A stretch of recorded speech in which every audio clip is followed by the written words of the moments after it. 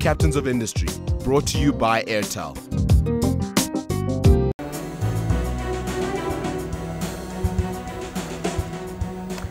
Now, this former chairman of the PG Glass Group has been referred to as an industry innovator, a conscientious thinker, philanthropist and a family man.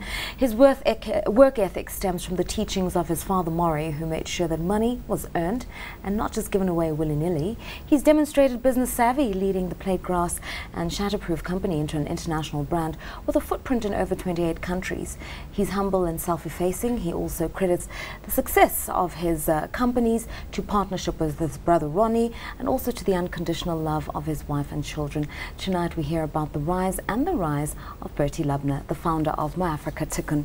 Bertie Lubner, thank you so much for being with us. I know that the bulk of your work today is spent outside the boardroom and more in terms of community development and social development. Has it been a culture shock? No, not at all. In fact, it's been a culture reward.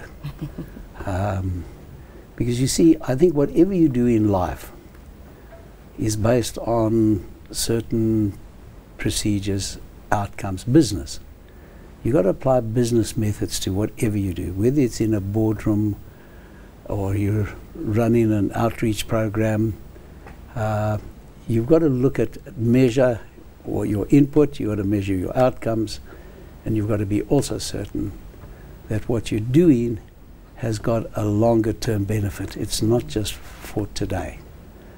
So yes, it's been a change because one is dealing more on the outreach side with the desperate poverty and caused by unemployment, the circumstances of the history of this country. Right.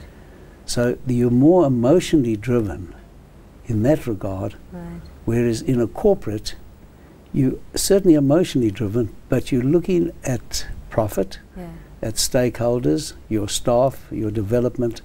It's more technical, clinical sort of approach. It's more clinical, but it has still the same. You still got to be a person. Yeah. You still got to be a human being.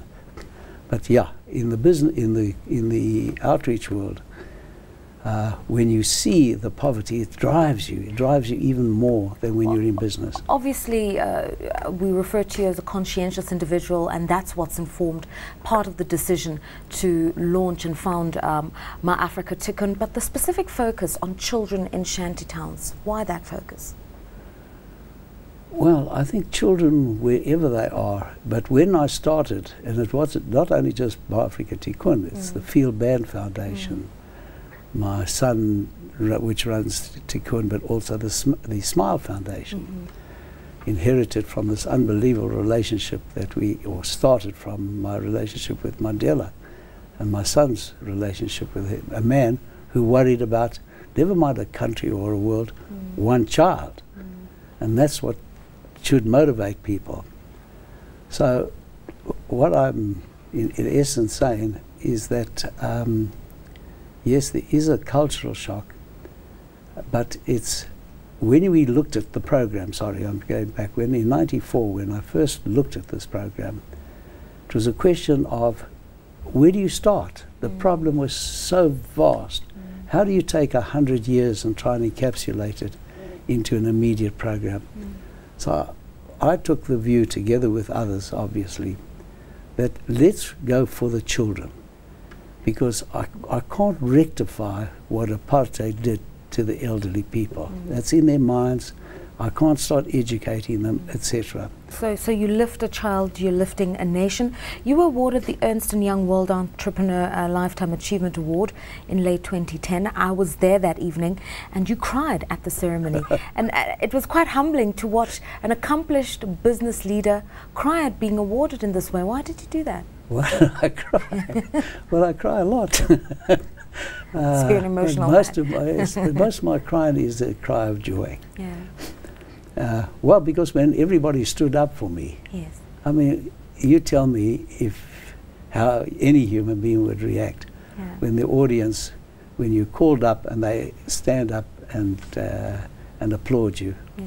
So it's a quality of humility that people refer a lot to when they speak about you. crying, being affectionate, and also deflecting attention away from yourself. Often when people have asked about the success of the companies you've led, you've attributed to the work that your brother has put in. You've attributed to the lessons that other people have taught you. Why don't you want to take any of the glory for yourself? Oh, I think anybody who spends their time self-congratulating attitudes, I mean, then they haven't got time for anything else. But it's not self-congratulating, it's just acknowledging that, yes, I've been part of this tremendous story. No, you know what, darling? Recognition is what other people do to you. It's not what you only do for yourself, it's what others do. And that's why you called it a humbling experience. It was beyond a humbling experience. It was an emotional experience, something I never expected. But when it came, oh, the pride that I've had of it. But not only the pride that I got out of it, I want to make a point. Of course, it would be crazy to say it didn't. We've all got a vanity, let's be blunt about it. But what was so great was that when, and people say this in their speeches, and sometimes it comes across properly and sometimes it doesn't. We can never do things on our own. So why should you ever take the attributes and all the congratulations when there's never a one person who achieves things? So I don't think it's necessarily a humility. You acknowledge the partnership you've had with your brother, but often you acknowledge the mentorship and the teachings of your father. You've said of the people you admire the most in this world, your father's one, Nelson Mandela is the other. Talk to us about your father and what he taught you in terms of values. Oh, I've got to be careful of not crying because he lives with me to this day. I mean, it's now nearly 27 years since he's passed away. Because he came from very humble beginnings. Strong family, but very humble beginnings. And everything he learnt in life, he learned from his own experiences and learned from his own mistakes, as we all should do. But he had this unbelievable understanding of what makes people, what makes relationships, and they were very simple things. I mean, if I may just give a couple of examples. When there came to issues of debate whether one should do something or not, and particularly when it came to people, should you be involved with them or not? He says, you know, the best logic is your guts. Your guts tells you. When asked about a particular person, is he honest? He would say in his very discreet way, well, he's no fanatic. His attitude was always, anything you do in life, do it knowing that if it does become public, there's nothing you're ashamed about or want to change. So those are very strong ethics and lessons of life that showed how he developed his life and his own name. You know, we're all our own personalities. I can never be him. I could never obviously even try and be anything like a Mandela. But having learnt and lived with him, when you talk about humility, I mean, he's the acme of that. Bringing the attention back to you, you've been quoted as saying that in your company, a decision was never taken through a vote at any board meeting. You believed in consensus in how decisions were taken throughout the PG group. Talk to us about that, because right now there's so much transformation in corporate South Africa, and one of the things that seems to be missing is consensus. Everybody's got an opinion, and everybody who sits at that meeting is there with one interest, and that's the interest of the corporate that they are on the board of. Now, when issues come up, if you take a vote, what does it mean? There's a winner, but there's also a loser. Now, why should anybody ever be a loser?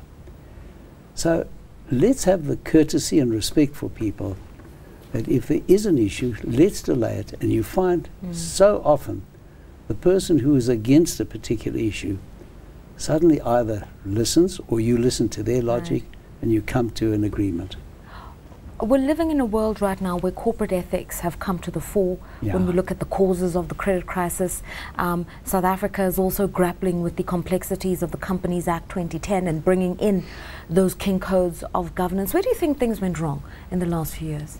Ethics and transparency has proved that when you operate under those tenets, that you're going to be successful. We're in a very, very competitive world today. And you know, one of the most important assets that you need, is reputation. Because people deal with people. And if you've got the right reputation, then you'll command the right relationships and the right respect from whoever your stakeholders are. You've emphasized the importance of partnership in business, especially in South Africa as a developmental state, the need to sit at a table in partnership with government to build that consensus. How can corporate SA go about doing that? A country will never succeed. It's no different to a corporate unless you've got a concise program, profile, vision, goals, and most important is the harnessing of your resources together. Now, we for too long have acted as disparate parties. Government feels it needs to govern, and it's right. Business needs to deliver for itself, for its shareholders, and obviously for the country. Now, you can't operate in separate vacuums. The biggest thing, and I'm not saying we must come and run government, and I don't believe, and I get very concerned that sometimes new action plans and new growth plans try and bring too much government in. Where we need government is obviously to assist us in the direction the company should go, but let's pool our resources of know-how, of skills, of finance and so on, because we are fighting an economic war that is only going to get bigger with globalization. So unless we understand what we're facing, the threats we're facing, and the needs in South Africa to be globally competitive, we're going to go backwards. This unemployment issue is the biggest concern that we've got. So how are we going to employ people? Just by giving them jobs on the roads and so on? No. We need to make them productive people. Okay, we'll continue with this conversation speaking to Bertie Lubner, the founder of My Africa Tikkun, former chairperson of the PG Glass Group, our captain of industry tonight. Stay